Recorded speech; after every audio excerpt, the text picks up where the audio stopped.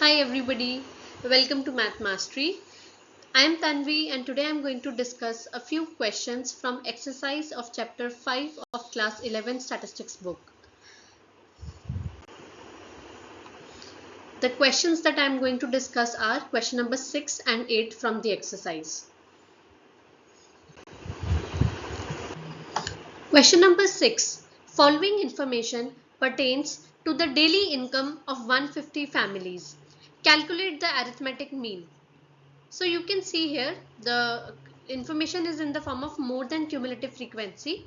So first we have to convert this into class intervals in the form of continuous class intervals, and then we have to calculate the arithmetic mean. So there are three methods to calculate arithmetic mean for group data: the direct method and assumed mean method, and the third is step deviation method. So let's see which is the most appropriate method for this question. So you can see here, first I have converted the data into continuous class intervals starting from 75 to 85. So 75 to 85 will be the value or the frequency corresponding to it, or number of families corresponding to it will be 150 minus 140, which is 10. Then 85 to 95 will be 140 minus 115, which is 25, and so on. For the last class interval, the value will be equal to 25. Now once we have got this data in the form of continuous class intervals, now let's calculate the mean. So here I have used step deviation method to calculate arithmetic mean. Here first I have calculated the class marks. Okay, so class marks will be the midpoint of respective class intervals. So the midpoint of 75 to 85 will be 75 plus 85 divided by 2, which is equal to 80. So on, I have calculated the class marks for all the class intervals. Then I have taken one of the mid values as assumed mean. So I have taken a 110 as assumed mean. You can also take 120 or any other value as assumed mean. The middle values generally help to get a good, I mean the xi minus a becomes very simpler if assumed values are generally taken as the mid values. Now you can see that the common factor in xi minus a is 10. So, and also the class size is 10. So we divide xi minus a by 10, which is the class size. And here the class size for all the class intervals is equal, and then only we can use this method. So this xi minus a divided by h comes out equal to we have taken it equal to ui. So these are the values of ui. I have multiplied ui with fi. Okay, so ui, which is minus 3 into fi, which is 10, equal to minus 30, and so on. Ui fi is calculated and it is summed. So summation ui fi is equal to 95.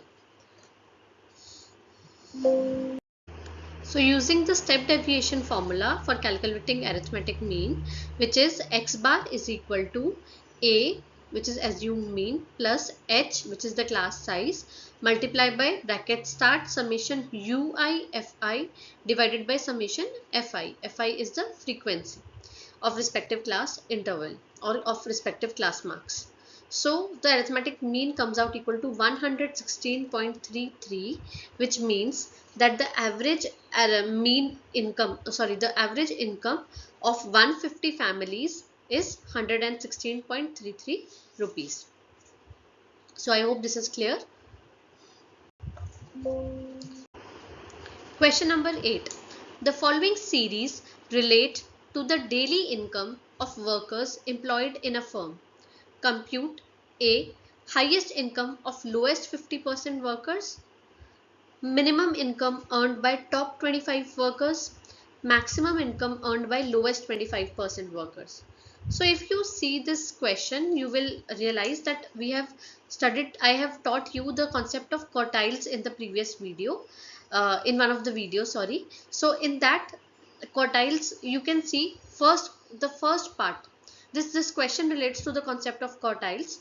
The first part, highest income of lowest 50% workers, is basically the median, okay, or Q2. Minimum income earned by the top 25% workers, it will be the Q3, quartile 3. and maximum income earned by the lowest 25% workers will be quartile 1. So we have to calculate median or Q2, Q3 and Q1. So first let's look at the data. Here the data is you see the class intervals are not continuous. So first of all, in order to calculate this, we need to convert this data into a continuous class intervals. So let's do that first.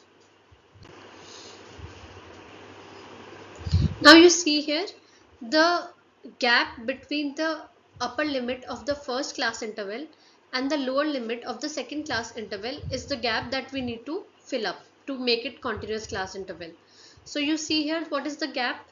15 minus 14, which is equal to 1. So if there is a gap of 1 rupee, then 1 divided by 2, which is 0.5.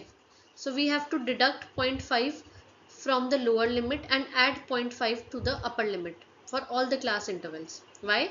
Because the difference between the upper limit of one class interval and the lower limit of another class interval is 1. You can see here 20 minus 19 is also 1, 25 minus 24 is also 1, and so on. So this 1 divided by 2, which is equal to half, which is equal to 0.5. So we have to deduct 0.5 from the lower limit and add 0.5 to the upper limit. So once we do that, we get the data equal to this. So you can see here 9.5 to 14.5. So 10 minus 0.5 is equal to 9.5. 14 plus 0.5 will be equal to 14.5. And so on. So we have got these continuous class intervals. You can see the upper limit of the first class interval now is equal to the lower limit of the second class interval, and that is why this frequency distribution is continuous in nature.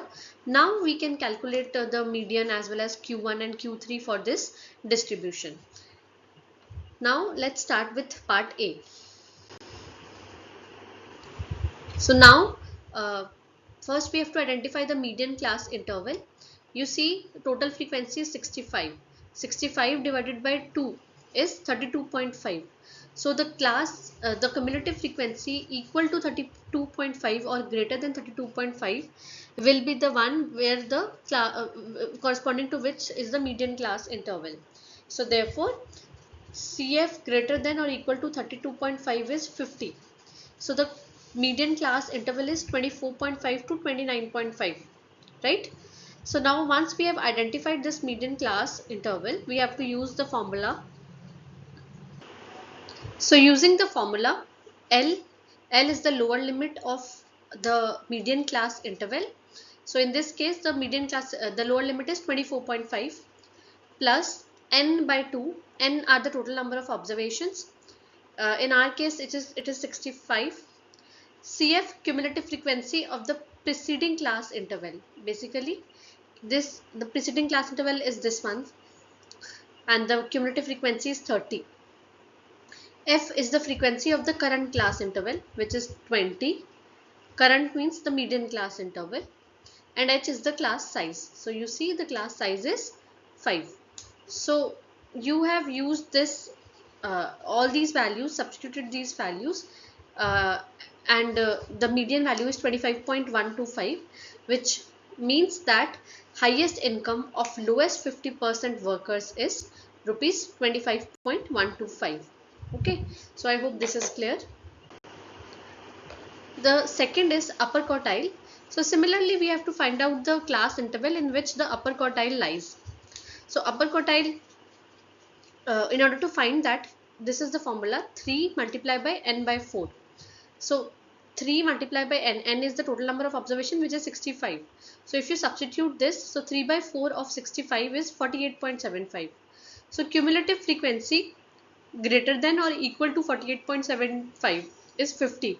So the corresponding class interval is 24.5 to 29.5. So this is the class interval in which Q3 lies, quartile 3 lies. Okay. Now you are using the formula Q3 is equal to L plus 3n by 4 minus cumulative frequency divided by F multiplied by H. So you note here that the formula to calculate median, upper quartile and lower quartile are similar. It's just that this values 3n by 4 and the corresponding class interval changes. Okay, the values, all the values changes, but this is the term which is different in calculating Q3 or Q1. So Q3 comes out equal to 29.187. So the question is, what is the minimum income earned by top 25% workers?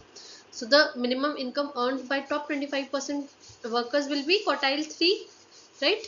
So the answer to this is minimum income earned by top 25% workers is rupees 29. So third part, the maximum income earned by lowest 25% workers. Maximum income earned by lowest 25% workers will be quartile 1, Q1. We have to calculate Q1. So for that, what will be the class interval? It will be, first we have to find n by 4. N by 4 or 1/4 of n, which is 16.25. So cumulative frequency equal to or greater than 16.25 is 30. So the class interval in which in which Q1 lies is 19.5 to 24.5. Now once we have identified this class interval, then it becomes easy to calculate quartile. Okay, so the task is to identify in which class interval quartile lies. Okay, Q1, Q2 or Q3. Now you are substituting the values in the formula. The only difference is that here instead of 3n by 4 we have taken n by 4. Okay, and rest L is the lower limit of the class interval in which Q1 lies. N by 4 minus CF, cumulative frequency of the preceding class. F is the frequency of the class in which Q1 lies, and H is the class size. So substituting these values, we get Q1 equal to 19.916. I will just tell you once. CF, cumulative frequency in the preceding class interval is 15. Okay, F, frequency of the current class interval is also 15. So you have to substitute 15. N by 4 is 16.25. H is 5. L, lower limit is 19.5. So the answer is that maximum income earned by lowest 25% workers is rupees 19.9 or rupees 20 approximately.